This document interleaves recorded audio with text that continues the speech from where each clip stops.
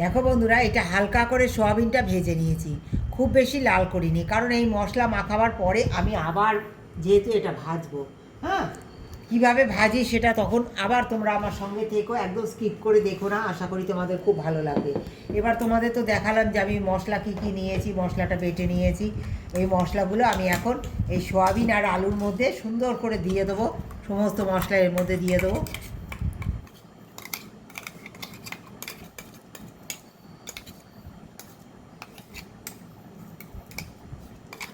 খেয়েছো একবার এইভাবে করে খেয়ে দেখো, দারুণ স্বাদের হয় বন্ধুরা।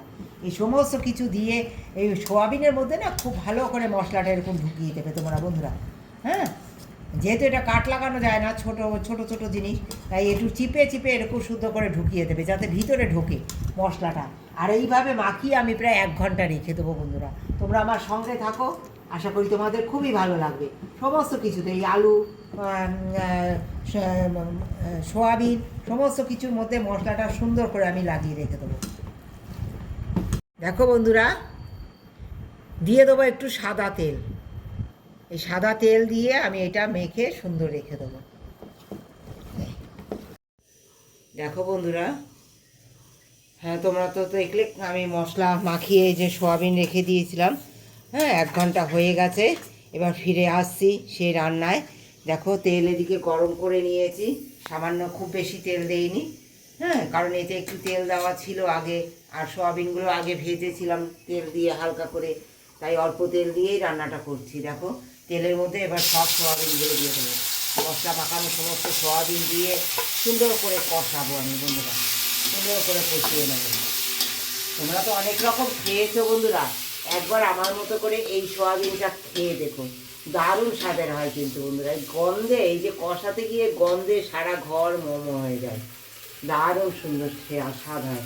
আলুগুলো একটু তুলে রেখেছি বন্ধুরা, যেহেতু আলুগুলো আমার সিদ্ধ করা, ভেজে নিয়েছিলাম। এবার এটা হাফ কষানো হয়ে যাবে, তারপর আলুগুলো দিয়ে আবার কষাবো। দেখো বন্ধুরা, সোয়াবিন আর মশলা দেখো 80% কষে গেছে। এবারে এই আলুগুলো দিয়ে দেবো, আলুগুলো দিয়ে সুন্দর করে কষাবো আবার। আর এই মশলা ধোয়ার জলটাও একটু দিয়ে দেবো, দিয়ে আমি সব কষিয়ে নেবো। তোমরা আমার সঙ্গে থাকো, আশা করি তোমাদের খুবই ভালো লাগবে। একবার এই রেসিপিটা খেয়ে দেখো, এত সুস্বাদু হয়। যারা সোয়াবিন খায় না আবার বলবে যে একটু রান্না করে দাও না।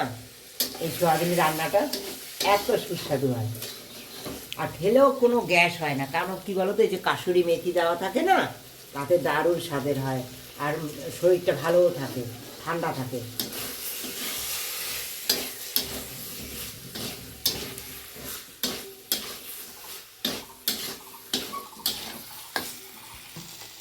ভালো না, এইগুলো সামনে রাখলে অসুবিধা কিছু, একটু জল দিতে হবে তো। দেখো বন্ধুরা, তোমরা দেখতে পাচ্ছ একটা বাটি বসিয়ে দিয়েছি, আর এবার দেখো কষানো একদম হয়ে গেছে। এবার দিয়ে দেবো আমি একটু গরম জল, সামান্য একটু, খুব বেশি না, একটু মাখো মাখো হবে তরকারিটা যেহেতু, সামান্য একটু গরম জল দিয়ে দেবো। হ্যাঁ, দিয়ে দিলাম গরম জল।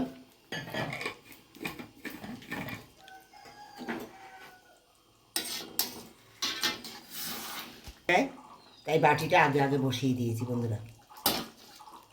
এইবার দেখো এদিকে আমি চারকোল বসিয়ে দিয়েছি গরম।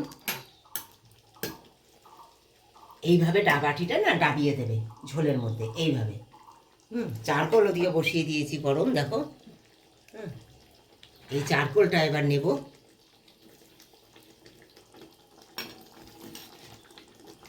আর দিয়ে দেবো একটু একটু সাদা তেল, দিয়ে এই ঢেকে দেবো। এই দেখ, এই ঢেকে দিলাম।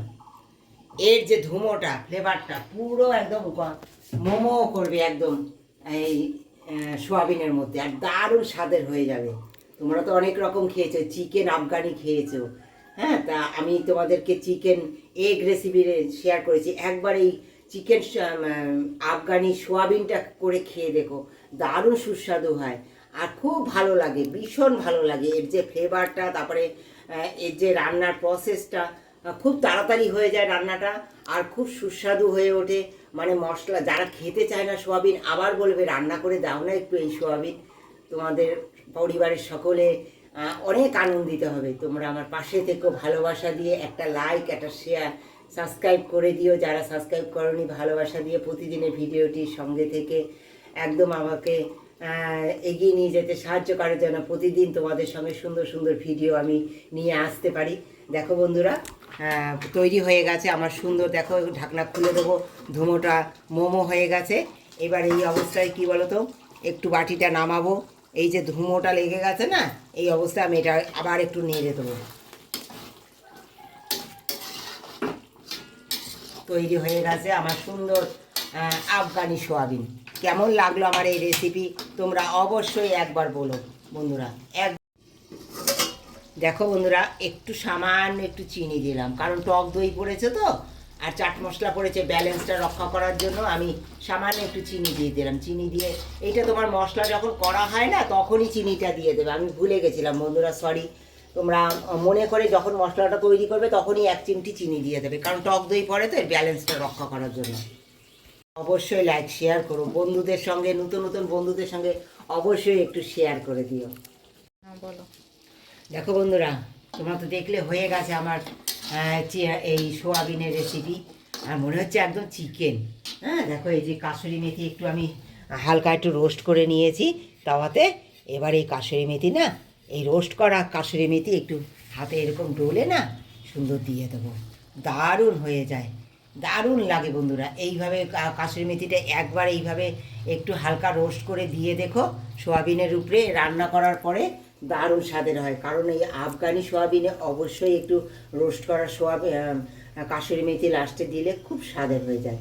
যদি ভালো লাগে অবশ্যই একটু লাইক শেয়ার করো বন্ধুদের সঙ্গে, নতুন নতুন বন্ধুদের সঙ্গে তোমরা আমার পাশে থেকে অবশ্যই একটু শেয়ার করো। আর যারা সেই প্রথম থেকে শেষ পর্যন্ত আমার সঙ্গে রয়েছো, একদম রান্না শেষ পর্যন্ত, তাদের অনেক অনেক ধন্যবাদ। আর যারা নতুন বন্ধু, তারা এইভাবে আমার পাশে থেকেও, যেন আমরা সকলে একে অপরে এগিয়ে যেতে পারি। হ্যাঁ, এবার বলো। দেখো বন্ধুরা, এই যে আফগানি সোয়াবিন, এই যে দারুণ স্বাদের হয়েছে, তোমরা একবার ট্রাই করো, একবার। অনেক সোয়াবিন তো খেয়েছো, কিন্তু তোমাদের সকলের কাছে অনুরোধ রইল এই সোয়াবিনটা খাবার জন্য। একবার রান্না করে খেয়ে আমাকে কমেন্ট করে জানিও, দারুণ হয়ে যাবে, গাছ ফাটাফাটা, মনেই হবে না সোয়াবিন চিকেনকে ফেলে।